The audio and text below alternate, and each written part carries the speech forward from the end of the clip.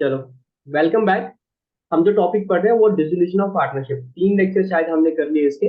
आज चौथा लेक्चर है और होपफुली लास्ट लेक्चर होगा डिसोल्यूशन का। तो एक छोटा सा कंसेप्ट हमारा बचा हुआ है कि आपने डिसोल्यूशन रियल डिसोल्यूशन करनी है, बट आपके पास थ्योरेटिकली ये हो सकता है, प्रैक्टिकल लाइफ में नहीं हो सकता। आपके पास बैलेंस शीट नहीं दी है, बैलेंस शीट नॉट गिवन। अभी तक आपके पास बैलेंस शीट दी थी, मतलब आपके पास सारे एसेट्स, कैपिटल और लाइबिलिटीज दिए थे। उसके बाद फिर आप डिसोल्यूशन करने के लिए रियलाइजिंग अकाउंट बनाते तो रियलाइजिंग में सारे एसेट्स और सारी लाइबिलिटीज देते थे। फिर कैपिटल अकाउंट बनाते थे और कैश अकाउंट बनाते थे, उस तरीके से पूरा होता था। बट अगर आपके पास पूरी बैलेंस शीट नहीं दी है तो आप कैसे आगे बढ़ोगे? क्योंकि आपको चलो कुछ इंफॉर्मेशन देगी कि एसेट से इतने पैसे आ गए थे, लाइबिलिटीज को इतना दिया, वो आप निकाल सकते हो, बट आपको पता नहीं चलेगा कि हमारा लॉस कितना हुआ। वो लॉस जो आपको पार्टनर्स कैपिटल में ट्रांसफर करना है वो आपको पता नहीं चलेगा। तो आप पूरा मैचिंग नहीं हो पाएगा। वैसे भी हो सकता है बट उसमें बहुत दिक्कत आएगी। तो इसमें एक तरीका होता है, हम एक मेमोरेंडम बैलेंस शीट बनाते हैं। क्या बनाते हैं? Memorandum memorandum diagram balance sheet. Sheet. आपको याद होगा हमने एक चैप्टर पढ़ा था 11th में, अकाउंटिंग फ्रॉम इनकम्प्लीट रिकॉर्ड्स। जी सर। कि जब रिकॉर्ड्स पूरे नहीं होते तो हम क्या करते थे, एक डॉक्यूमेंट बनाते थे जिसका नाम था स्टेटमेंट ऑफ अफेयर्स। एक स्टेटमेंट बनाते थे जिसका नाम स्टेटमेंट, वो क्या होता था? As good as balance sheet. Balance sheet और स्टेटमेंट अफेयर्स में फर्क क्या पड़ा था कि बैलेंस शीट में आते हैं balances of real accounts and personal account. तो कुछ लेजर अकाउंट्स होते हैं, उनका बैलेंस हम स्टेटमेंट में दिखा देते हैं। इस तरफ से एसेट दिखाते, दूसरी तरफ से लायबिलिटी दिखाते और कैपिटल दिखाते हैं। बट बैक एंड में लेजर अकाउंट होते हैं। स्टेटमेंट अफेयर्स का मतलब क्या होता है कि आपके पास रियलिटी में उतने एसेट्स है नहीं है वो पता नहीं चलता है, बट आप जो जो इन्फॉर्मेशन वो देते हैं उसके बेसिस पे आपको कुछ मिसिंग इन्फॉर्मेशन मिल जाती है। जैसे हम नॉर्मली देखते थे, आपको दिया था एसेट कितनी है, लायबिलिटी कितनी है, तो आपको देते बाकी क्या होगा, बाकी कैपिटल होगा। तो यहाँ भी हम ऐसा ही करेंगे, हम मेमोरेंडम बैलेंस शीट बनाएं। जो इन्फॉर्मेशन नहीं दी होगी वो माना जाएगा, बाकी वो चीज है, ठीक है ना। और उसके बाद ठीक फिर सर। हम रियल अकाउंट बनाएंगे, पार्टनर्स कैपिटल अकाउंट बनाएंगे और कैश अकाउंट बनाएंगे। इनको स्टार्टिंग फिगर जो हमें चाहिए थी, जिसके बाद फिर हम सारे एसेट्स और सारे लायबिलिटीज को लेते हैं हम रियल में, वही चीज यहाँ पे मिसिंग होती है। तो उसके लिए मेमोरेंडम बैलेंस शीट बनाते हैं। उसके बाद हमें फिर डिटेल्स पता चलती है, या तो एसेट नहीं दिए होंगे या तो कैपिटल नहीं दिए होंगे। तो अगर एसेट दिया है तो एसेट सारे डालेंगे, बैलेंस शीट फिगर कैपिटल निकलेगा। और अगर कैपिटल दिया है तो बैलेंस शीट फिगर फिर एसेट निकलेगा। ऐसा कुछ होगा, ठीक है ना। अब आ जाओ हम्म। इलस्ट्रेशन नंबर 20 पे। नहीं, इलस्ट्रेशन 20 नहीं, सॉरी, इलस्ट्रेशन 90। 21 पे आ जाओ। मेरी बुक में इलस्ट्रेशन नंबर 21 है। पढ़िए। A and B were partners in a firm sharing profits and losses in the rate of 3:2। जहां आपका एक कंसेप्ट है ना, when balance sheet is not हाँ given, हाँ उसके बाद ही जो इलस्ट्रेशन होगी वो होगी। मेरी बुक में इलस्ट्रेशन 21 है। A and B हाँ। were partners in a firm sharing profit and losses in the ratio of 3:2। तो आपके पास दो पार्टनर थे, A और B, जिनका प्रॉफिट शेयर रेशियो था 3:2। जी। A और B थे जिनका प्रॉफिट शेयर रेशियो 3:2 टू था। था। They decided to dissolve the firm on 31st March। 31st March को बना इन्हें हम डिसॉल्व करेंगे। On that date their capital stood at 1,60,000 and 1,80,000 respectively. तो अगर मैं इस तरह से बनाऊंगा, क्योंकि मेरे पास बैलेंस शीट नहीं दी है, तो कुछ इस तरीके से इनकी इनकी पोजीशन है। इनकी कैपिटल्स है, ए की है 1,60,000 ए की है 1,60,000, और बी की है 80,000। बी की और 80,000। तो इन दोनों की कैपिटल टोटल मिला के कितनी है? 2,40,000। 2,40,000। हम्म। उसके बाद क्या बोल रहा है? A amount owed by B to firm. Owed by B, इसका मतलब क्या है? बी ने फर्म से लिए, तो ये किस तरफ से आएगा? एसेट से आएगा। हम्म। बी इज लोन, बी ने लोन लिया फर्म से, तो वो फर्म का एसेट हो गया 59,200, ठीक है। Hmm. And there was a loan by A given to the firm for 72,000। तो ये ए लोन आपकी लायबिलिटी हो गई हाँ। 70,000। 2,000। Creditors creditors. वर 4,80,000। आपके पास क्रेडिटर्स जो थे वो थे 4,80,000। हम्म।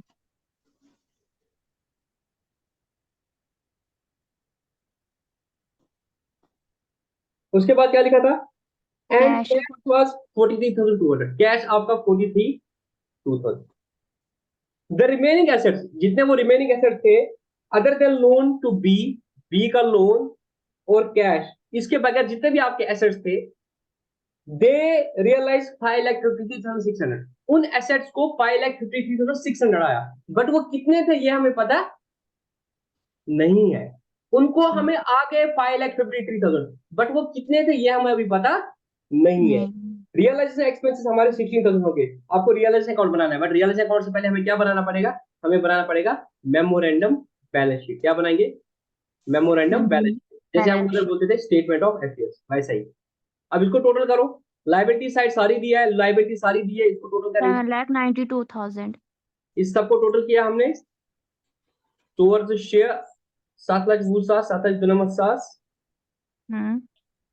अगर 7,92,000 मेरा टोटल लाइबिलिटी साइड है, तो एसेट साइड हाँ। में क्या होगा? ऐसे हमारे पास एक पता है, asset is equal to capital plus liabilities. Hmm. तो कैपिटल प्लस लाइबिलिटी इतनी है, अगर कुछ और है आप कुछ कर नहीं सकते, तो एटलीस्ट इतनी तो है ना। तो बाकी क्या हम्म। होंगे? Sundry assets. क्या होंगे? Asset, sundry sundry asset. Assets. ये एसेट, मेरा निकला बैलेंसिंग फिगर। क्या निकला? Balancing figure. बैलेंसिंग। करो 7,92,000 माइनस ये दो। 6,89,600।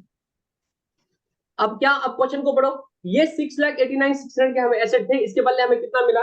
5,53,600। तो कुछ मुश्किल है? कुछ मुश्किल नहीं है। इसके बाद क्या बनाएंगे आप? Realisation account.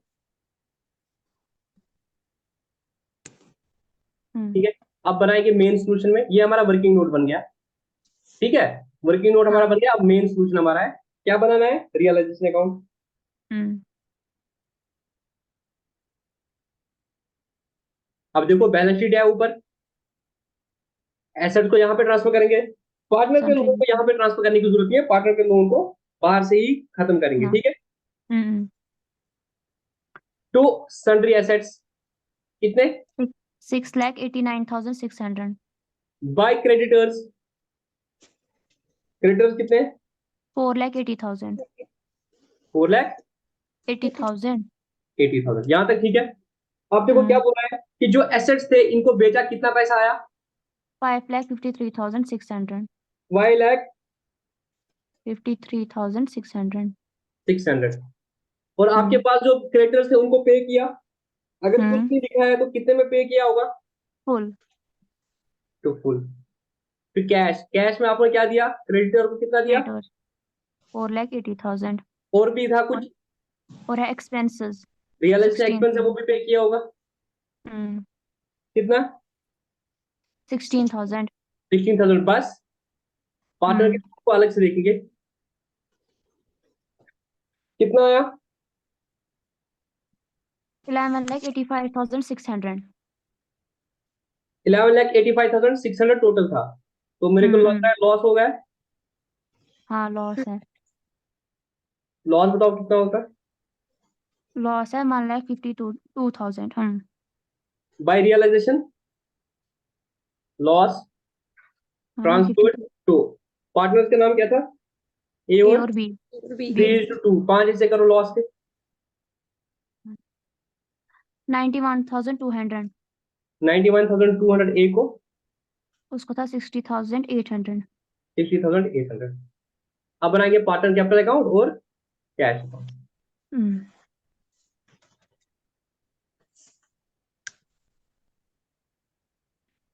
दो ही पार्टनर थे ना? जी।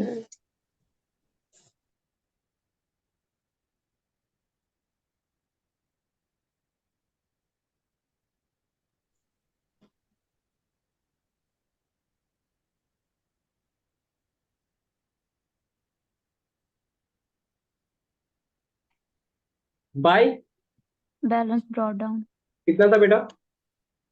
1,60,000 और 80,000। उसके बाद लॉस हुआ रियलाइजेशन। हाँ, 91,200, 60,800। बैलेंस शीट में देखो कुछ और तो नहीं था सर? बैलेंस शीट में ए का लोन था जो फर्म की लाइबिलिटी है। तो डिपेंड करेगा, अगर पार्टनर का लोन डायरेक्टली पे कर दिया तो एंट्री क्या हो जाएगी? A loan account debit to cash account. दूसरा कैश। तरीका क्या है? ए के लोन को उसके ट्रांसफर करो उसकी कैपिटल में, ठीक है, या तो उसको अलग से हम्म। पे करो, दोनों तरीके ठीक है। ठीक है, हम्म। सपोज ए का लोन को मैं यहाँ पे ट्रांसफर करूंगा, बाय ए लोन कितना होता है? 72,000। एंट्री क्या हो जाती है? A loan account debit to A capital account, ठीक है। हम्म। और एसेट साइड में क्या था? B loan account. तो बी की कैपिटल को मैं डेबिट करूंगा टू बी लोन अकाउंट। ठीक है, समझ आया मैंने क्या किया? नहीं आया समझ? सर बी का आपने बी ने हमसे लोन लिया था, हाँ। तो एक तरीका मैं बी को बोलूंगा कैश लिया लोन का पैसा, और ए का जो लोन था ए को पे करूंगा कैश।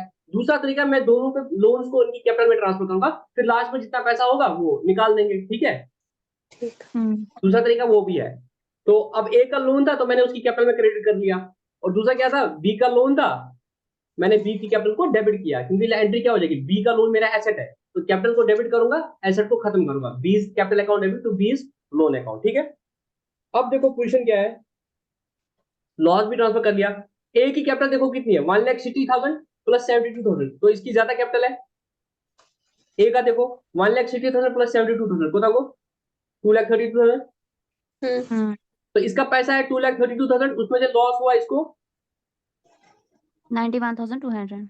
तो ये कैश निकालेगा, बाकी कितना निकालेगा, 2,32,000 माइनस 91,200, 1,40,800। तो ये 1,40,800 निकालेगा। अगर आप देखोगे विजुअली इसमें कुछ कैपिटल का पैसा है और बाकी 72,000 लोन का, तो मैंने पहले लोन पे ट्रांसफर कर दिया, फिर बाद में निकाल दिया। अब बी का देखो, बी का पैसा था 80,000 फर्म के पास एज ए कैपिटल, बट इसमें 60,000 का पहले लॉस हो गया और 59,800 का लोन है, तो इसमें इसको देना पड़ेगा कैश। ये कितना कैश लाएगा,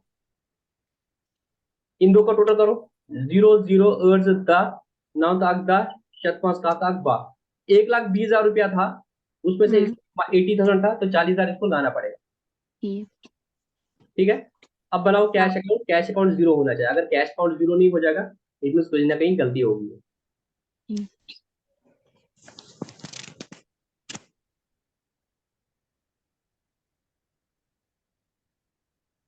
ठीक है, लैपटॉप हैंग हो गया।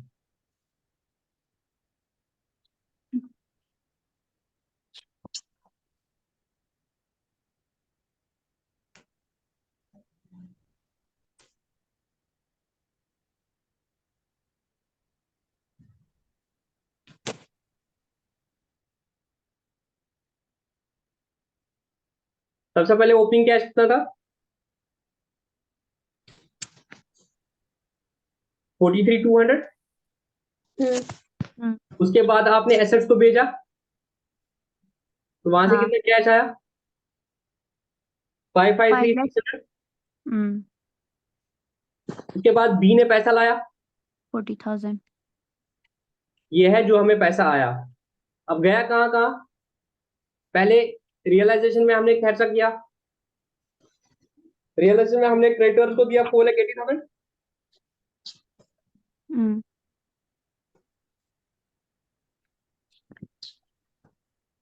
एक्सपेंसेस जो हो गए थे 16,000 के। 16।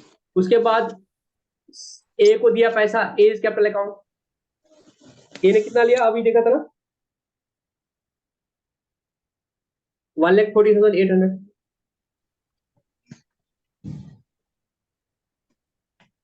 बस टोटल करो, 6,36,800 दोनों साइड। ठीक है। जितना हाँ। पैसा था वो सारा पैसा चला गया जिसको जाना था, अल्लाह अल्लाह खैर। बाकी इसमें आसान है, हमें जो आपने कल होमवर्क दिया था ना, उनमें से कंसेप्ट मुझे यही एक था, कंसेप्ट यही एक था। अब बताओ जो क्वेश्चंस कल आपने किए कहाँ पे आप अटके, जो 18 क्वेश्चन नंबर है ना, क्वेश्चन नंबर 18, थोड़ा सा क्वेश्चन पढ़ो। DEF sharing profits in the proportion of 3:2:1। हाँ, इसमें ये जो पॉइंट है ना, इसमें जो बोल रहा है कि डी वॉज मैं अपॉइंटेड इस क्वेश्चन को दिखा दूं पूरा, सर वो फायदा नहीं है क्योंकि मैंने ही बाकी किया। बच्चे थे ना बेटा, आप पूछिए ना उनको, आपने किया। तो इम्प्लाइड है कुछ चीजें ना। तो मेरी बुक में क्वेश्चन नंबर 19 है, ठीक है, सारे देख लो, जल्दी जल्दी आ जाओ, जल्दी जल्दी करते 2 मिनट लगेंगे, ठीक है ना। ठीक है। D, E and F sharing profits in the ratio of 3:2:1। आपके पास 3 पार्टनर है, डी, ई, एफ, जिनका प्रॉफिट शेयर रेशियो है 3:2:1। 1। Agree upon dissolution, D was appointed to realize the assets and pay off the liabilities for which he was entitled to a sum of 1,000। हमने बोला D को, भाई तू सारा हिसाब देख ले, तेरे को हम उसके लिए 1,000 रुपया दे देंगे। The balance sheet of the firm was this। उसके बाद क्या हुआ था, investment taken over by D for 18,000। E takes over the stock at this, the remaining asset, this D is allowed 1,000 for real estate, the total expense of real estate amounted to 600. ठीक है, वो अलग बात है, उसमें 600 डालेंगे, but इसको तो हमने 1000 रुपया देना है। ठीक है, चलो बनाओ सबसे ये पहले। 600 का मुझे ये है, इसमें क्या होता है यहाँ पे 600 का? मैं बताता हूँ, वेट करो। रियल एस्टेट अकाउंट बना लेंगे सबसे पहले, जल्दी जल्दी बताओ, सारे मुन्ना तक चुप करके बैठेगी। बाकी बताओ जल्दी जल्दी, रियल एस्टेट अकाउंट में स्टार्टिंग कहाँ से करेंगे? सर एसेट्स और लायबिलिटीज को ट्रांसफर करो, आ जाओ एसेट साइड में। सबसे पहले क्या है? मशीनरी। मशीनरी कितना? 40,500 40,500। उसके बाद टू नहीं लिखना, बाकी तू ही खुद ही लिखना, ठीक है ना? मैं टाइम बचाने के लिए टू हटा Stock. दूंगा। स्टॉक 7500। इन्वेस्टमेंट, इन्वेस्टमेंट कितना? 20,000। जल्दी बताओ। डेटर 9300। प्रोविजन फॉर डेटर, जो आप कल बोल रहे थे, प्रोविजन फॉर बैड डेट, मुनजा, हाँ हाँ, ये प्रोविजन भी फॉर मैंने बैड डेट को भी ट्रांसफर करेंगे इधर ही, ठीक है ना? उसका क्रेडिट ठीक है। बैलेंस होता तो इस तरफ आएगा। हम्म उसके बाद एफएस करंट अकाउंट, तो वो पार्टनर्स कैपिटल अकाउंट में ट्रांसफर करेंगे। उसके बाद कैश, कैश आएगा नहीं। क्रेडिटर्स आएंगे 18,500। और इन्वेस्टमेंट फ्लक्चुएशन जरूर भी इधर ही ट्रांसफर करेंगे, ठीक है ना? जो भी फायदा नुकसान होगा इधर ही। Investment fluctuation account 6000। Sir. Hmm ठीक है, अब देखो हम्म,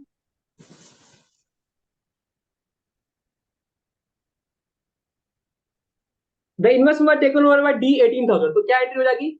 bye D capital account. Hmm, भाई जब एक 18,000 एसेट पार्टनर लेगा तो एंट्री क्या हो जाएगी? D capital account debit to real estate account. या तो आपको कैश आता, cash account debit to real estate, पर यहाँ पे कैश नहीं आ रहा, बल्कि ये डी ले रहा है पैसा, तो D capital account debit to real estate account. कितना? 18,000। E takes over all the stock at 7,000. E ने सारा स्टॉक लिया at 7,000 and debtors amounted to 5,000 at 4,500. तो E ने बोला कि यार एक तो स्टॉक है वो मैं ही लूंगा, अब पता नहीं बाहर बेचेंगे, कितना टाइम लगा बेचने में। एक काम करो, स्टॉक सारा जो है ना वो मुझे दे दो, मैं उसको आपको दूंगा 7,000। ठीक है, और आपके पास डेटर कितने हैं? 9300 के। उसमें से 9300 में से 5,000 के डेटर मैं लूंगा, बट उसका मैं आपको पैसा दूंगा 4,500। 45। अल्टीमेटली इससे हमें कितना पैसा लेना है? Casas 5 sir. कासास 5 है, तो एंट्री क्या हो जाएगी? Real account credit by E's capital account 11,500। उसके बाद क्या है? Machinery for 55,000। मशीनरी को आपको 55,000 रुपया आएगा, एंट्री हो जाएगी बाय कैश। By cash. अब कैश क्या क्या आया वो मैं लिखूंगा यहाँ पे। मशीनरी आपको आया 55,000। डेटर से आपको आया, डेटर कितने बचे थे भाई? 9300 के टोटल डेटर थे, 5,000 उसने लिए, पीछे बचे 4,300। ठीक है, अब 4,300 के डेटर्स में आपको कितना आया? 50% आया, तो मतलब कितना पैसा आया होगा? 2150। आपको शतपथ सर, तो डेटर से आपको आया 2150। ये पॉइंट समझ आया सबको? 9300 के टोटल डेटर थे, 5,000 का उसने लिया, पीछे बचे 4,300। इन 4,300 को 50% आया, इन 5,000 को 4,500 जो हमने डीई से लेना है।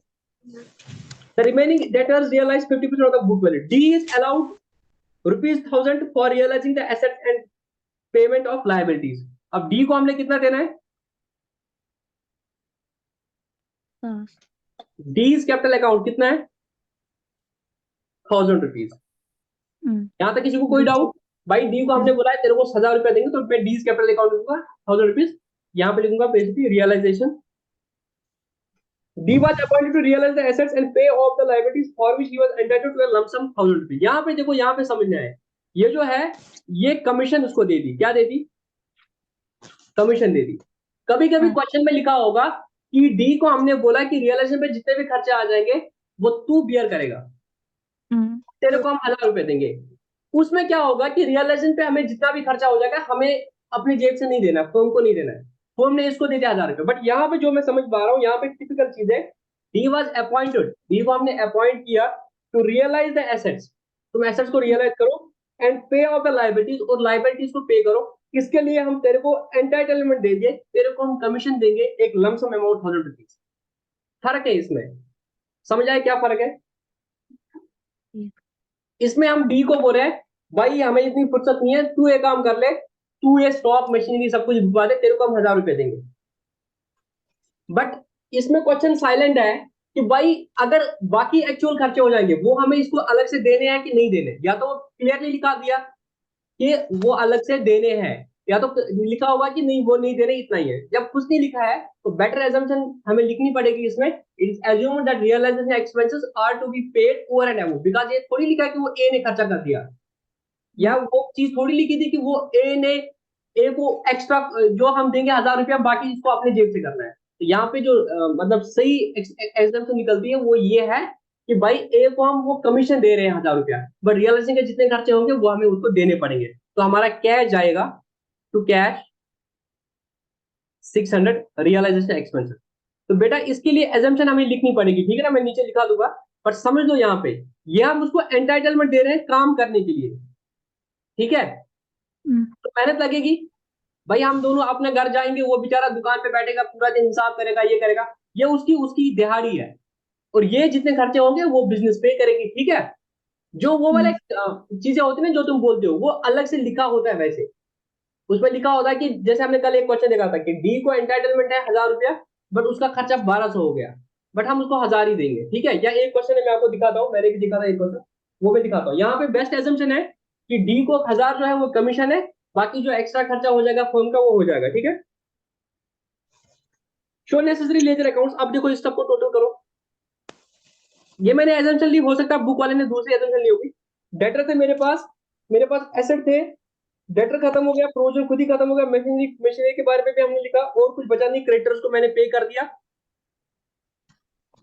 To cash real account to cash creditors को कितना दिया, और 10,500। क्रेडिटर्स के बारे में साइलेंट हो तो मतलब पूरा दे दिया, ठीक है ना। हम्म, अब देखो फायदा हुआ नुकसान हुआ फायदा है लेकिन कितना, बहुत। टोटल आया इसका मैंने हो ट्रिपल वन। सकता है डिफरेंट एजम्पशन ली होगी, एक बार टोटल करो अपना जो है उसको टोटल करो, बुक का आंसर मत देखो, बुक ने टोटल हो आया सकता है कि उसको वैसे ट्रीट किया होगा। टोटल है 111। दोनों साइड का करो ना, देखो छोटा कौन सा बड़ा कौन सा है। बड़ा है ना क्रेडिट साइड वाला, इसलिए बोला ना। ठीक कितना है बेटा बताओ, 111,750। 111 750। 750, इसमें से वो माइनस करो, वो आता है 14,350। 14,350। 350। तो इन्होंने क्या एजम्पशन ली है, बुक वाले ने उसकी एजम्पशन क्या ली है कि वो 1,000 रुपया जो है, जो ऊपर भी लिखा था कि D was entitled for realising the assets 100 actual expenses in 600, तो दोबारा भी इसने वही बात की है। तो इसने जो किया है, चाहे आप इसको भी करना चाहोगे वैसे, तो इसने जो एजम्पशन लिया है वो ये ली है कि ये 600 उसको नहीं देने हैं, समझ आई बात। क्यों? इन्होंने एजम्पशन ऐसे ली है कि 600 इसको नहीं देने, बट मेरा मेरा अगर मानोगे तो क्वेश्चन उस पर साइलेंट है कि कमीशन अलग बात है और एक्सपेंसेस अलग बात है। इसने क्या लिखा है, डी इज अलाउड, देखो एक्चुअली इसने ना कंफ्यूजन कर दी है, इधर देखो क्या लिखा है, जब स्टार्टिंग वाला क्वेश्चन लिखा था, D was appointed to realise the assets and pay off the liabilities for which he was entitled to a lump sum of 1,000 rupees. पहले वो लिख रहा है he was entitled to a lump sum of, मतलब ये क्या होती है जो मैंने इंटरप्रेट किया है वो कमीशन होती है। बट फिर नीचे और क्वेश्चन में लिखा D is allowed ₹1,000 for realise the assets and payments of liability. यहाँ पे हमने उसको बोला कि भाई तेरे को एक्सपेंस जो है वो कितने करने हैं, 1,000 करने हैं, बट एक्चुअल एक्सपेंसेस हो गए 600 ही। तो इनका कहना है कि हम उसको 1,000 देंगे, 600 नहीं देंगे।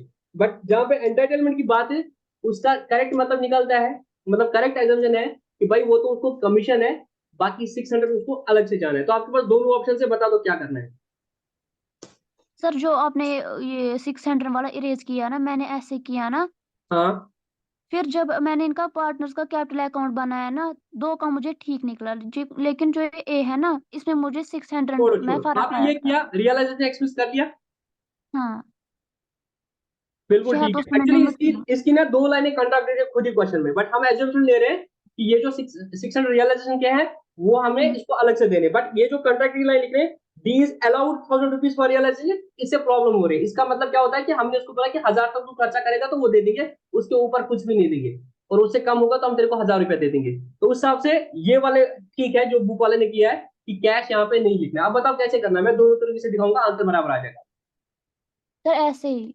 जैसे मैंने किया। अब ठीक है, हाँ। रियलाइजेशन प्रॉफिट आएगा to realisation profit transferred to, तीनों पार्टनर है D E F, profit share ratio क्या था? 3:2:1। प्रॉफिट के 6 हिस्से करो। 7175। 7175 ये कितना आया था? 14,350। 350। ठीक है, इसका आधा तो 37175 हो गया। इन दो का बता दो। 478 47 4783 4783। और ये 2391 2392 92 लिखना 92। हाँ लिखूंगा, ठीक है ना। ये हो गया। अब बनाना है हमें कैपिटल अकाउंट और कैश अकाउंट, ठीक है ना। जी sir. Partners capital account, account. वो तो बराबर आएगा, वो कोई सवाल ही नहीं है कि आंसर बराबर नहीं आ जाएगा। वैसे मैंने किया था तब वैसे नहीं आया मुझे बराबर। तो वो नहीं आना बराबर। हम्म।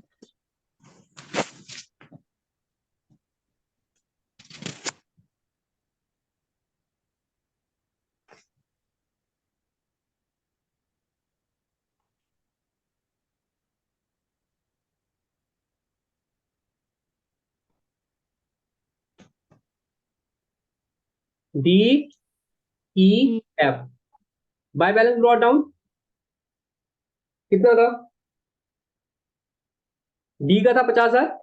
हाँ इसका है 20,000। 20,000। एफ का? कुछ नहीं। एफ का कुछ नहीं है, बट एफ का करंट अकाउंट में 11,500 है, ठीक है ना। अब पार्टनर के करंट अकाउंट में जो भी पैसा है उसको हम ट्रांसफर करेंगे पार्टनर की कैपिटल अकाउंट में। अब मुझे इसकी एंट्री बताओ मुनाजा के बगैर क्या करेंगे। एफ के करंट अकाउंट में 11,500 मतलब फर्म का पैसा ही उसके पास है, उसका नेगेटिव बैलेंस है। तो क्या करेंगे, उसकी करंट अकाउंट को ट्रांसफर करेंगे उसकी कैपिटल में। तो एंट्री क्या हो जाएगी? F's capital account debit to F's current account. Current account. तो F's capital account debit to F's current account. ये सबको समझ आया? भाई उसकी करंट अकाउंट का डेबिट बैलेंस है, आप डेबिट को खत्म करना पड़ेगा, क्रेडिट करना पड़ेगा। तो डेबिट किसको करेंगे? डेबिट इसकी कैपिटल को करेंगे। समझ आया कि नहीं? मैं दोबारा समझाऊं। इसका नेगेटिव बैलेंस है, मुझे सीधे बताओ क्या होगा। इनकी पॉजिटिव है तो इनका क्रेडिट बैलेंस आएगा, इसका नेगेटिव बैलेंस आएगा। तो एंट्री क्या कर ली मैंने बैक एंड पे? इनका तो ओपनिंग बैलेंस था, बाय बैलेंस ब्रॉट डाउन, और इसका तो कैपिटल में कुछ नहीं था, बट इसके करंट अकाउंट में नेगेटिव था 11,500। तो करंट से मैं उठा के मैंने कैपिटल में ट्रांसफर कर दिया, तो कैपिटल में मैंने हिट किया 11,500, ठीक है। अब उसके बाद आपको रियलाइजेशन प्रॉफिट हुआ। रियलाइजेशन प्रॉफिट बताओ जो ऊपर किया था। 7175 239। और इसको कितना किया था? और कुछ था 47 4783 4783। और ऊपर कुछ कहानियां थी रियलाइजेशन अकाउंट में। यहां आपने डी को क्रेडिट किया 1,000। तो डी को 1,000 रुपया क्रेडिट करेंगे बाय रियलाइजेशन अकाउंट, है ना। जो 1,000 रुपया इसको कमीशन देनी है। इसी तरीके से आपने ई और डी और ई को डेबिट किया 18,000 और 11,500 to realisation account. To realisation account D को आपने 18,000 से डेबिट किया और एफ को रियलाइजेशन अकाउंट से 11,500, ठीक है। अब बैलेंस देखो। इट समझ सीम्स कि एफ को पैसा लाना पड़ेगा, तो एफ पैसा लाएगा बाय कैश। 11,500 माइनस 2,392 कितना कैश लाएगा? 11,500 नेगेटिव है, 2,392 इसका प्रॉफिट मिला। तो नेट में कितना कैश लाएगा ये? 11,500 माइनस 2,392 968। 968 तो 968 एक मिनट 2 9108 108 9108 ये लाएगा, ठीक है। अब देखो इनका करो। इनका भी मुझे पॉजिटिव लगा, इसका भी पॉजिटिव लगा। 24783 50,000 40,175 58,175। तो गए 4175 ये ले जाएगा। Kassas, Troasas, Zahat 339 to cash, ठीक है। ये समझ आया? इनका टोटल किया 58,175, उसमें से ये माइनस किया तो 40,175 आया, ठीक है। ई का आएगा 12,783। टू सास ना ये 20,000 और 4,000, 24,783 माइनस 11,500 करो जरा। 20,480 24,783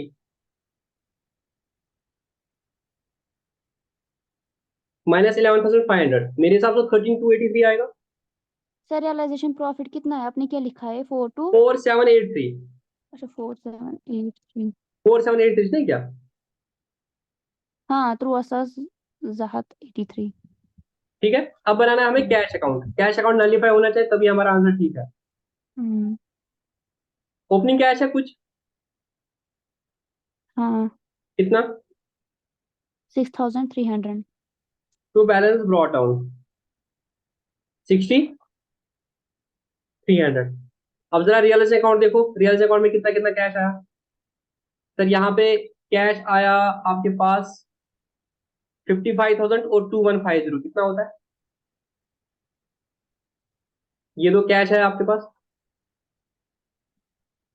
17,756 भी 57,150। तो रियलाइजेशन अकाउंट 57,150 और एफ ने लाया था, अभी मैंने दिखाया था, एफ ने कितना लाया था 9108। 08। अब लिया किस चीज ने पैसा? सबसे पहले रियलाइजेशन में देखो किसने पैसा लिया।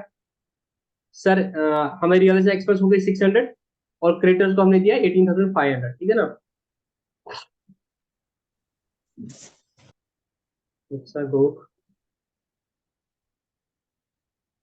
यार क्या हो गया इसको?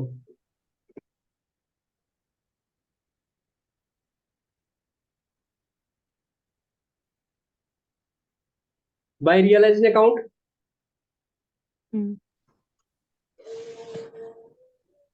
क्रेडिटर्स को हमने कितना दिया था 18,500। और क्या हुआ था हमारा रियलाइजेशन एक्सपेंसेस ना हाँ सास तो 600 हाँ 600 सॉरी। गई कुनमुसास आखिर। हम्म। और by D's capital account, by E's capital account जो ऊपर की फिगर है जितना उन्होंने निकाला, डी का था इसने निकाला 4। 4175, इसने 13,283। 4175 और उसका था 13,283। अब जरा टोटल करो 72,558। इसका टोटल। हाँ दोनों का 72,558। सर अब अगर हम वो 600 नहीं लेते वहां पे। अच्छा यहाँ पे समझ आया आपको, मैं वो भी दिखाऊंगा। हाँ ये समझ आया अच्छे से सबको? हाँ हाँ हाँ। अब जैसे बुक ने किया, क्योंकि बुक में जो दूसरा स्टेप है ना वो कॉन्ट्राडिक्टरी है। बुक में जो दूसरी बात लिखी है ना, कौन सी वाली, सेकंड लास्ट लाइन देखो, D is allowed 1,000 for realising the assets and liabilities of payment. Hmm, मतलब इसको हम अलाउ कर रहे हैं, पहले में एंटाइटल कर रहे हैं। तो एंटाइटल में मतलब क्या होता है, आपको कमीशन दे रहे हैं। अलाउ में क्या मतलब है कि भाई आपको इतना ही खर्चा करना है, इससे ज्यादा आपको नहीं मिलेगा, और इससे कम होगा तो तब भी आपको 1,000 ही मिलेगा। उस केस में हमने डी को 1,000 दिया, बस हमारा कैपिंग खत्म हो गया। तो उस केस में क्या होगा देखो, ये सबने नोट किया। अब दूसरी एजम्पशन देखो, अगर हम बोलेंगे कि इसको सिर्फ 1,000 ही देना है तब क्या हो जाएगा, ये यहाँ पे खत्म हो जाएगा कैश। कैश तो जाएगा नहीं, कैश जाएगा नहीं, ना। कैश जाएगा नहीं तो क्या हो जाएगा, प्रॉफिट बढ़ेगा 600 से। हाँ तो रियल से प्रॉफिट कितना आएगा 14,950, वो हाँ। तीन में ट्रांसफर हो जाएगा। तो इसको कितना मिलेगा, 300 ज्यादा मिलेगा, सेवन तो फोर 7,475 सेवन फाइव मिलेगा। इसको 200 हम्म ज्यादा मिलेगा 983, और इसको हम्म 100 रुपया ज्यादा मिलेगा 2492। 90। अब इसका हम्म। इम्पैक्ट देखो, इसका इम्पैक्ट क्या मिलेगा, इधर इसको 7,475 हो जाएगा, हाँ इसको 4,983 हो जाएगा, इसको 2,492 हो हाँ। जाएगा। उसका इम्पैक्ट क्या हम्म, होगा, ये कैश 100 रुपया कम लाएगा 9,008, और ये कैश ज्यादा निकालेंगे, ये 200 ज्यादा निकालेगा 483, और ये ज्यादा निकालेगा 475। वहीं पे मुझे आता था ना फिर 600 फर्क। हाँ इतनी उसने में वन डी एस पास 600 फर्क इतनी। तो ज्यादा कैश निकालेगा ना ये 4750, 40475 हो जाएगा, 40475 हो जाएगा ना। एक बार करो जरा, 50,000 प्लस 7,175 प्लस 1,000 करो, 58,100। 50,000 प्लस 7475 प्लस 1000 7475 प्लस 1000 माइनस 18,000 40,475। मैं बोल रही हूँ अगर मैं बुक के हिसाब से देखूँ ना आंसर, तो मुझे 600 फर्क आ रहा है, वही पे मैं अटकी थी फिर। नहीं ऐसे करो ना, ऐसे क्या दिक्कत आएगी फिर आपको? मतलब मैंने दोनों तरीके से आपको दिखाया। आप देखो यहाँ पे डालो, जो मैंने फिगर डाल दिया। अगर ऐसे करोगे, देखो यहाँ पे एफ लाएगा 9008, ये निकालेगा 475, ये निकालेगा 483, और ये 600 नहीं जाएगा, ये 18500 रहेगा। किसी भी तरीके से तो वो डिफरेंस तो आना ही नहीं चाहिए। सर अब अगर हम ऐसे करेंगे ना 40,475 और करेंगे 18,500, हाँ, प्लस 13483 करो, 1348 483 कितना हुआ? 72,458। नहीं, ये 40475 आया, ये 13483 आया, ये 18500 आया। टोटल कितना बोल रहे हो? 404 नहीं, अच्छे से करो। 18500 प्लस 40475 40475 प्लस 13483 483 72,458। अब ये करो 6300 प्लस 57150 7150 प्लस 9008। 72,458। बस हो तो गया मैच। मैं बोली इसने कहाँ से फिर 600 का फर्क लाया, यही मेरा क्वेश्चन किसने है। फर्क लाया? बुक वाले ने, इसने कहाँ से लाया है? कहाँ फर्क लाया? मैंने तो दोनों तरीके से दिखाया था, मेरे को कोई फर्क नहीं नहीं आप देखिए ना, कैश पेड टू डी 39,875, यही मैं बोल रही, यही मेरा पॉइंट था। ये इसने गलत किया है। अच्छा, ये आंसर में देखा नहीं मैंने, हाँ ये गलत किया है इसने। बिल्कुल। ठीक है, आप दोनों तरीके से करो, ऐसे करो या वैसे करो, आंसर बराबर ठीक है। ठीक है ना? जी सर। ये इसने गलत दिखाया, कैश पे टू डी 3875। आप अपने हिसाब से करते, मुझे नहीं लगता मुझे अगर आपने खुद से किया होता तो आपको ये डिफरेंस आ जाता है। अगर आपने सारा मैं क्वेश्चन किया होता तो आपको डिफरेंस नहीं आता। मैंने किया, लेकिन मैं खाली अटकी इसकी कैपिटल अकाउंट पे, बाकी मैंने नहीं, सारा किया कैपिटल अकाउंट भी था। बहुत सिंपल था, कोई इशू नहीं था उसमें। एक बार क्वेश्चन क्वेश्चन नंबर 26 आ जाओ, जो मेरी बुक में लास्ट क्वेश्चन है। सर इजी है। कहाँ आपने देखा? द पार्टनरशिप मैंने बिटवीन किया रीड एंड ना, राइट, रीड एंड राइट वाला क्वेश्चन है आपकी बुक में। रीड एंड राइट, अच्छा ये इसका मेमोरेंडम का।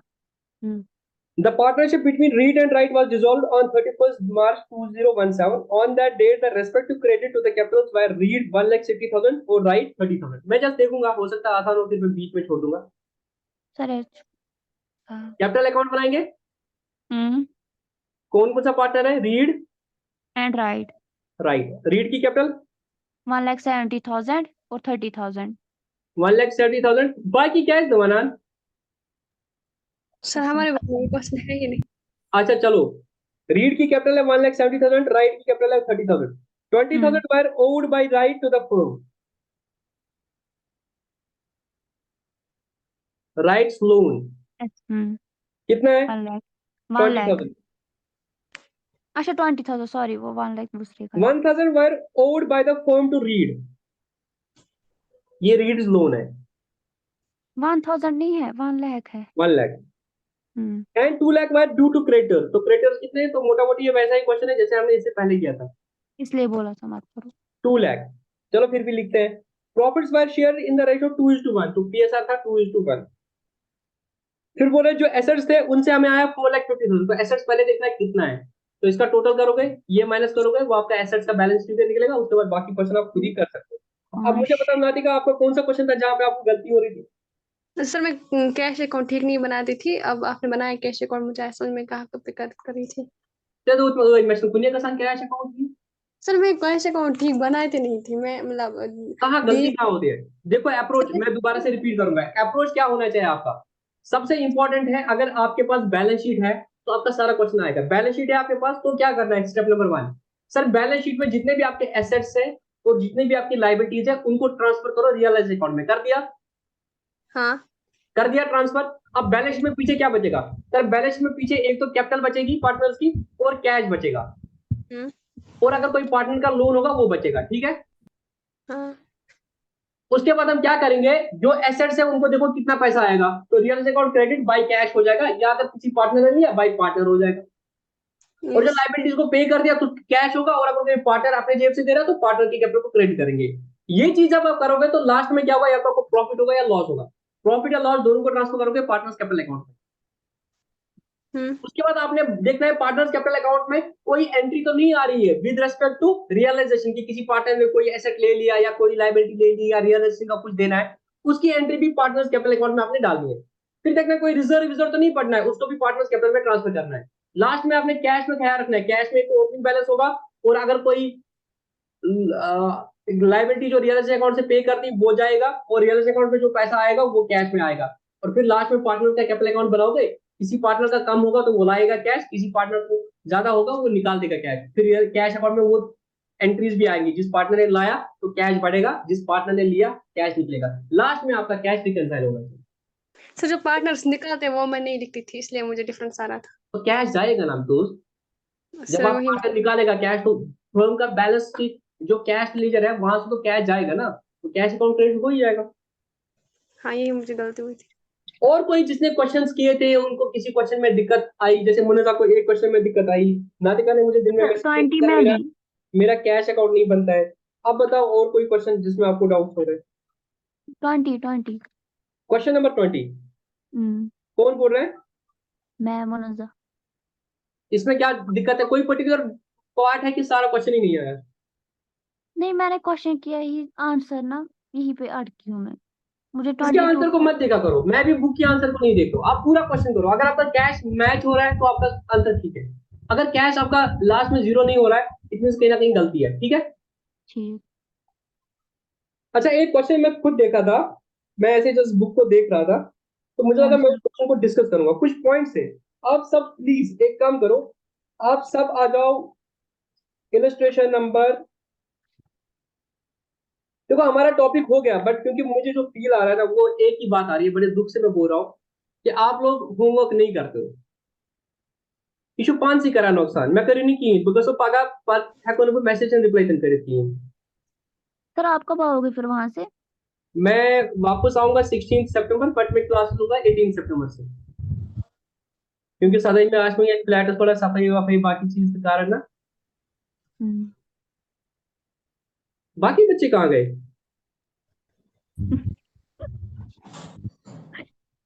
पता नहीं सर। जहरा, तोयबा, नादिका तो आई होप कि आप सब लोग, अब जो आपके पास 3 हफ्ते बचे हुए इफेक्टिवली 3 हफ्तों में आप ये 4 टॉपिक से हमारे है ना पार्टनरशिप का इंट्रोडक्शन था, वो तो इंट्रोडक्शन तो छोटा टॉपिक, वो तो बड़ा टॉपिक नहीं है। देन एडमिशन रिटायरमेंट अच्छे से करोगे और डिसोल्यूशन इतना अच्छे से हाँ करोगे सर, मेरा एग्जाम भी है ना। कि आपको अगर कोई भी कभी भी क्वेश्चन पूछेगा ना आपको team of the tongue answer आना है। उस हम्म। तरीके से आप अच्छे से करो पार्टनरशिप, और आपका पार्टनरशिप अच्छे से हो गया मीन्स आपका 25 मार्क्स 80 में से अच्छे से हो गए। बाकी जो शेयर कैपिटल वाला टॉपिक है ना तत्कर्मगार, वो हम 10 दिन में करेंगे, वो कुछ नहीं है, ठीक है। हम्म। उसमें शायद 25 मार्क्स है आपके ना, उससे कितने मार्क्स है? सर पार्टनरशिप के 35। अच्छा, पार्टनरशिप के 35 मार्क्स है, मतलब आप समझ लो आधा आधा सिलेबस आपका हो गया, क्योंकि 80 मार्क्स टोटल है आपके। उसमें से अगर देखा जाए तो मतलब जो वो आपके वो 20 प्रैक्टिकल है, उसमें भी कुछ पार्टनरशिप है, चलो उसको भी छोड़ दो, तो 80 में से आपके 35 हो गए, तो 40% सिलेबस तो आपका हो गया ना कंप्लीट। हम्म। 45% सिलेबस कंप्लीट हो गया आपका। तो आपको अब करना है इसको इतने अच्छे से प्रिपेयर कि आपको अपने अंदर कॉन्फिडेंस होना चाहिए कि बाई सितंबर आपका 50% सिलेबस कंप्लीट होगा, क्योंकि 15 दिन तो और होंगे फिर सितंबर के, उसमें मैं और 10 मार्क्स और कराऊंगा, तो इस तरीके से आपका फिर कॉन्फिडेंस आएगा, ठीक है। खुद लग रहा है अभी आपको कुछ आता है कि कुछ नहीं आता है अभी? सर आता है, मतलब कि जब मुझे एग्जाम होता है ना, मैं खाली नजर देती हूँ, मैं नहीं प्रैक्टिस करती हूँ। मैंने एक क्वेश्चन देखा था, मुझे लगा था मैं ना वो आप लोगों का डिस्कस करूंगा। नातिका, आपको स्कूल में नहीं है एग्जाम? कौन सा एग्जाम? खुलेगा सर? हमें तो है, हमें है 30% सिलेबस का। वो गोल्डन टेस्ट का? नहीं, पहले हमें हमें तो बहुत सारे एग्जाम लेते हैं जब तक हम स्कूल मतलब प्रिपेयर अच्छे से करवाते हैं। अभी हमें प्राइवेट पहला ही स्कूल में बस एग्जाम है। ये एक चीज होता है, वहां पे ना ये एग्जाम कराते हैं। हाँ सर। अच्छा और क्लास टेस्ट अगर आप देखोगे ना हमें कितने लिए हैं। वही अच्छी चीज है, उससे प्रैक्टिस होती है, और क्या है, और तो कुछ खास है नहीं। सिलेबस हाँ, थोड़ी कुछ चीज डिफिकल्ट है। हम टोटल है कॉमर्स के, वहाँ 12th के 8 में से जाते हैं सिर्फ 2 बस। हम भी तुम लड़के हैं जाते हो? 8 है लेकिन लड़के हैं बहुत सारे। तुम जाते हो स्कूल नहीं जाते का? सर, नहीं कभी बीच में नहीं जाते हो, कभी नहीं जाते हो? अच्छा, एक सर। इलस्ट्रेशन है बुक में, इलस्ट्रेशन नंबर 18 है, मेरी बुक में इलस्ट्रेशन नंबर 18 है। मैं क्वेश्चन को पढ़ लेता हूँ, बस मुझे एक पॉइंट उसमें डिस्कस करना है, मैं उसके मिस था की चीज। It is like APCR partners sharing profit in the ratio of मुझे 5 नहीं है, to 2। मुझे है रीड राइट। नहीं, एक क्वेश्चन है 18 है, हो सकता है आपने एक मिनट पहले हो ये क्वेश्चन, जो DF वाला क्वेश्चन था ना, हाँ इलस्ट्रेशन नंबर 19। अच्छा सॉरी, ऐसे तो आपको नहीं दिखेगा। एक आप बोले क्वेश्चन है हेडिंग। अरविंद और बलबीर के बाद वाला क्वेश्चन है, A, B and C sharing profits in the ratio of 5 to 3 to 2। A is capital है, B is capital, C is capital. अच्छा, एक पॉइंट है, मैं पॉइंट को पढ़ूंगा, आपको खुद ही बोलना है आंसर, ठीक है ना? चलो, अगर आपका क्वेश्चन नहीं है तब भी नहीं है, इशू है। मैं क्वेश्चन पढ़ूंगा। Realisation expenses were to be borne by A। अच्छे से पढ़ लो। Realisation expenses hmm were hmm to be fully borne by A। देखो यहाँ पे क्लैरिटी पूरी दे रहा है मुनजा कि भाई A ने बोर्न करने। वहां पे क्या बोल रहा था, पहले एंटाइटल बोल रहा था, फिर बोल रहा है एक्चुअल में इतना है उसको लाइबिलिटी। यहाँ पे क्या बोल रहा है, realisation expenses were to be borne by A, भाई A को देना है, ठीक है। For which he is to get the credit of 10,000 rupees. मतलब for which he is to get credit of rupees 10,000। इसके लिए हम उसको कितना देंगे, 10,000। और जितना भी इसको एक्चुअल लगेगा वो कौन बियर करेगा? ए। यही पार्टनर ए। एक्चुअल रियलाइज, अब टिपिकल चीज है, actual realisation expense, actual realisation expenses. Realisation expenses paid out of firm's bank account amounted to rupees 62 अब कैच इधर है। अब मुझे इनकी एंट्रीज बता दो। देखो, रियलाइजेशन एक्सपेंसेस जो थे वो सारे ए ने बियर करने हैं। उसके लिए फर्म ने बोला इसको कि हम तेरे को 10,000 देंगे, बाकी तेरे को जितना लगेगा वो तेरे को बियर करना है। अब ठीक। हमें उसको 10,000 रुपए देने, इसकी मुझे एंट्री बताओ क्या करेंगे, पहले इस पार्ट की एंट्री बताओ। रियलाइजेशन अकाउंट डेबिट तो realisation account debit to A's A's capital capital account account 10,000। 10,000। इसमें किसी को कोई डाउट? ना ना। ना। अब दूसरा पॉइंट देखो, actual realisation expenses paid out of firm's bank. अगर लिखा होता है एक्चुअल रियलाइजेशन एक्सपेंसेस जो ए को हो गए 10,000 12,000, तो क्या होता? अगर इतना लिखा होता है एक्चुअल रियलाइजेशन एक्सपेंस जो ए को हो गए खुद से 12,000, तो हम उसकी कोई एंट्री करते हैं? Answer is no. नो। अगर लिखा स्किप होता है कि करूंगी। भाई ए ने उसके लिए एक्चुअल में खर्चा 12,000 किया, हमारे को कोई कंसर्न नहीं है, उसने अपने जेब से 12,000 लगे, उसको अपने जेब से 2,000 लगे, उसको अपने जेब से कुछ ना लगे, उसको अपने जेब से 1 लाख लगे, हमें उसकी कोई एंट्री नहीं करनी। We are concern about the business. यहां तक समझ आया? Hmm yes. यहां तक समझ आया कि अगर ए अपने जेब से 12,000 देता, कोई एंट्री नहीं होती। प्रॉब्लम क्या हुआ है, ये फर्म की जेब से गया है, फर्म के कैश से गया है। फर्म का कैश जो ही बाहर जाएगा तो मुझे तो यूपी अकाउंट आप उसकी एंट्री करनी है। हाँ इसकी एंट्री मुझे बताओ क्या हो जाएगी। ये जो सर अब थोड़ा 12,000 गया, इसकी एंट्री क्या करोगे? सर अब मुझे रिपीट कीजिए दूसरा पॉइंट जो 12,000 गया। Actual realization expenses hmm paid out of firm's bank account amounting to 12,000। जब हमने ए को बोला कि भाई तेरे को रियलाइजेशन खुद बियर करने हैं, ये उसके लिए खुद कर तेरे को रहा है। 10,000 रुपया दे देंगे, उसकी एंट्री हम्म आपने कर दी, realization account debit to as capital 10,000। But जब हम्म रियलाइजेशन एक्सपेंसेस पे करने की बारी आई, it was assume, it was implied कि ए अपने जेब से देता। बट ए ने तुम्हें बोला मुन्नसर बेटा वहां से 12,000 रुपया दे दो, मुझे इसको देना है 12,000 रुपया। रियलाइजेशन खर्चे हो गए 12,000। अब आप बोलोगे यार इस 12,000 की मुझे एंट्री करनी है ना, तो क्या एंट्री करोगे? आपका कैश तो गया, कैश में तो कोई डाउट नहीं है, कैश तो आपको गया, हाँ तो फिर बैंक से कैश। गया, तो बैंक तो हो जाएगा। हम्म हम्म। 12 12,000, तो मैं डेबिट रियलाइजेशन अकाउंट को करूंगा कि मैं एक ही कैपिटल को डेबिट करूंगा? एक ही कैपिटल, क्योंकि मैं एक उसको कैपिटल को डेबिट चढ़ाऊंगी। करेंगे, बिकॉज हम ये बोलेंगे कि भाई ए तू ले रहा है हमसे, हमें नहीं पता है भाई, हमें तूने क्या बोला पता दे दिया, उसको। हम दे रहे, हम तेरी कैपिटल को डेबिट करेंगे। ये इंपॉर्टेंट पॉइंट है यहाँ पे, समझ आया कि नहीं आया? जी सर आया। ए इज कैपिटल अकाउंट डेबिट 12,000। ये समझ आया सबको कि सिर्फ नातिका को समझ आया, ये मुनज़्ज़म को समझ आया? अब यहाँ पे करंट अकाउंट में इनके, तो करंट अकाउंट में जाएगा ए इज करंट अकाउंट। ये समझ आया? देखो अगर 12,000 वो अपने जेब से देता तो हम कोई एंट्री नहीं करते, बिकॉज हमारी कैपिंग थी 10,000, हमें 10,000 ही बियर करना था। यहाँ पे वो 12,000 खर्चा भी कर रहा है और अपनी जेब से नहीं कर रहा है, फर्म के जेब से खर्चा कर रहा है। तो फर्म 12,000 थोड़ी और बियर करेगी, तो और थोड़ी डबल डबल खर्चा करेंगे। ये 10,000 का हमने इसको क्रेडिट दे दिया, ये हमारा काम हो गया। अब वो जितना भी निकालेगा ड्यूअल सिंह के नाम से हम दे देंगे कैश, बट उसकी करंट अकाउंट को डेबिट करेंगे। ठीक है? ठीक है। हाँ। अगर वो 6,000 निकाल दो तो 6,000 डेबिट करते, बट द पॉइंट इज ये फर्म का लॉस नहीं है, it will be treated as good as कि ए अपना पैसा निकाल रहा है। ठीक है? जी सर। ये अच्छा पॉइंट है जो मुझे जस्ट, मैं ऐसे ही बुक को देख रहा था तो मेरी जहन नजर पड़ी थी इस पे। तभी मैं बोल रहा था यार, अगर तुम लोग क्वेश्चंस कर लेते ना तो क्या होता कि कोई ऐसा पॉइंट आता, जैसे तुम्हारा वो एक पॉइंट था, ये पॉइंट मुझे रैंडमली मुझे नजर पड़ी जस्ट क्लास स्टार्ट होने से पहले, तो उसी में मजा आता है। एक एक पॉइंट, छोटा छोटा पॉइंट होता है, तो उसके लिए सारा क्वेश्चन कराना भी फिजिबल नहीं होता है, और वो क्वेश्चन अगर कल को छूटेगा तो मैं दिक्कत होगी। बट आई विश कि आप लोग प्लीज इन क्वेश्चंस को करोगे। कोई भी डाउट होगा आप मुझे व्हाट्सएप पे मैसेज कर सकते हो, मगर इन साथ में खाना रहा तुम लोग करने में है करें मैसेज। सर आपकी शादी किस दिन है? मेरी शादी है 3 सितंबर। 3 सितंबर। सर टाइम देखा। तुम लोग कर दो ना 3 मैसेज ना, ठीक है? अब एक और क्वेश्चन है, मैं जस्ट पढ़ लेता हूँ, मुझे पता नहीं कितना टफ है, जस्ट पढ़ लेता हूँ इस क्वेश्चन को। तो इसमें ना सहारनपुर से निखान रिस्पेक्ट ना, हाँ।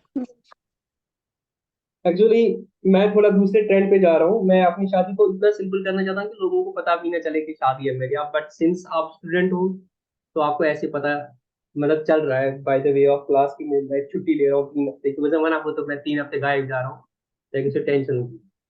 हाँ। क्रेडिटर्स में एक क्वेश्चन है रियलाइजेशन का, तो उसमें बोला है कि मेरे क्रेडिटर्स थे 9316, ठीक है? और कितना फिर था? बोला क्रेडिटर्स मेरे थे 9316, हम्म। ठीक है। तो बोल रहा है उनको हमने पे किया 9200, तो कोई दिक्कत नहीं है 9290।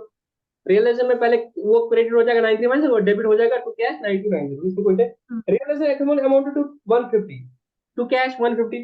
A bill for 160 due for sale was received during the course of the year and that was also paid। एक स्टैम्प ड्यूटी की बिल थी 160 जो अभी तक आपने पे नहीं की थी, तो वो उसी दिन मिली, वो भी पे कर ली। Bills account to cash. ठीक है?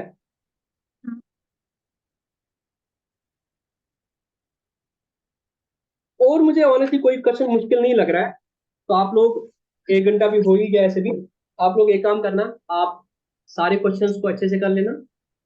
कोई भी डाउट होगा तो आप लोग मुझे मैसेज कर सकते हो, और आई विश कि आप लोग इन 4 टॉपिक्स को अच्छे से कंप्लीट करोगे। जी आपका ही सर। फायदा होगा, बिलीव मी।